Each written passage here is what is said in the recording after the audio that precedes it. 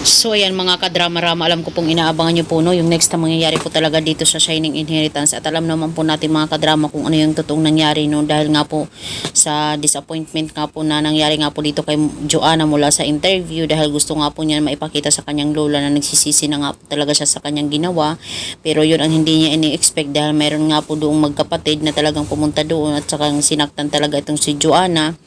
Dahil nga po talaga siya daw yung naging dahilan bakit na hospital yung kapatid nila. At dahil nga po talaga dito sa discouragement niya, ay talagang muntikan na nga po niya itong masagasaan yung kapatid ni Ina na si Nuno. At alam naman po natin mga kadrama na hindi naman po talaga na sagasaan ni Joanna dahil nakabig nga po niya yung manibela. Yun nga lang po talaga ay nagkaroon daw ng cardiac, diba?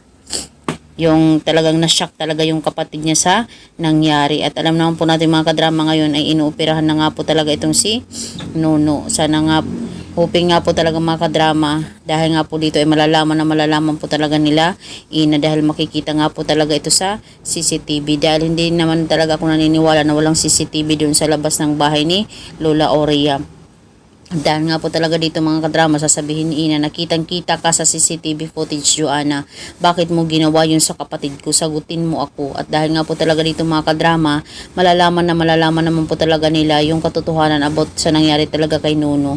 Pagdating talaga ng revelasyon dito sa Shining Inheritance. At alam naman po natin mga kadrama, hindi talaga papayag itong si Ina na hindi niya panagutin talaga itong si Joanna sa kanyang ginawa sa kanyang kapatid na napaka-inosenteng bata. At dahil lamang po talaga nung mga panahon na sinabi ni Nuno, Joanna, bad Joanna, bad Joanna, yun ba yung mga sinabi niya, dahil nga po talaga dito ay na trigger na naman itong si Joanna na gawin yun sa bata na walang kamuwang-muwang.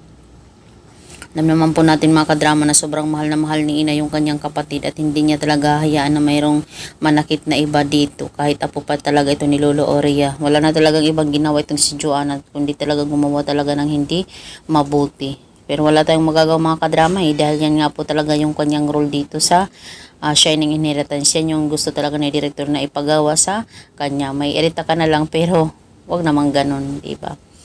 Makisabay ka na lang kung ano yung pinapakita ng kasi pinapakita lang naman talaga na yung best nila na dapat nilang gawin yung role nila. So mga kadrama, maraming salamat agin sa palagi yung panonood. Huwag niyo pong kalimutan na i-like, i-share, tsaka i-subscribe yung aking channel.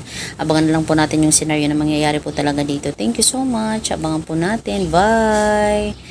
Ingat po tayo mga kadrama.